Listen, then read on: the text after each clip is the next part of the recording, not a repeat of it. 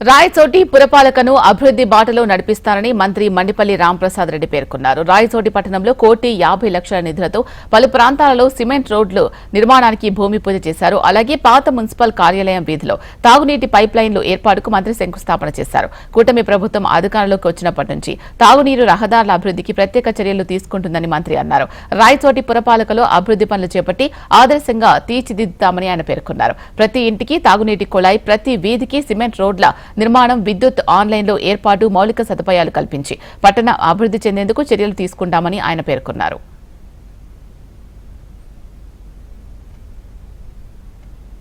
ఈరోజు రాయచోటి పట్టణంలో సుమారు ₹1,00,00,000 ఖర్చు పెట్టి డ్రైనేజ్, సీసీ రోడ్లు ఏర్పాటు చేయడానికి శంకుస్థాపన చేయడం జరిగింది. ముఖ్యంగా కూటమి ప్రభుత్వం ఏర్పాటైన తర్వాత ఒక్కొక్కటిగా పట్టణాల్లో అయితేనేం, గ్రామాల్లో అయితేనేం తాగునీరు, డ్రైనేజ్, అలాగే సీసీ రోడ్ల నిర్మాణానికి ప్రభుత్వం ద్వారా నిధులు అందుతా ఉన్నాయి. ముఖ్యంగా చంద్రబాబు నాయుడు గారి ఉద్దేశం రేపు వచ్చే 4 సంవత్సరాల్లో అన్ని మున్సిపాలిటీల్లో డ్రైనేజ్ వ్యవస్థ పునర్నిర్మాణం చేసి సీసీ రోడ్లు తర్వాత ముఖ్యంగా నీటి సౌకర్యం లాస్ట్ ఎండ్ వరకు కూడా ఇచ్చేదానికి కూడా ప్రణాళికాబద్ధంగా చర్యలు తీసుకుంటున్నాం. ముఖ్యంగా రాయచోటి పట్టణంలో వెలిగిళ్ళు నీళ్లు ఏదైతే గత 10 సంవత్సరాల నుంచి అందుతా ఉన్నాయో అవి కూడా ఎక్కడెక్కడికి అందడం లేదు, ఆ ప్రాంతాలకు కూడా ఇచ్చేదానికి కూడా అధికారులతో చర్చించడం జరిగింది.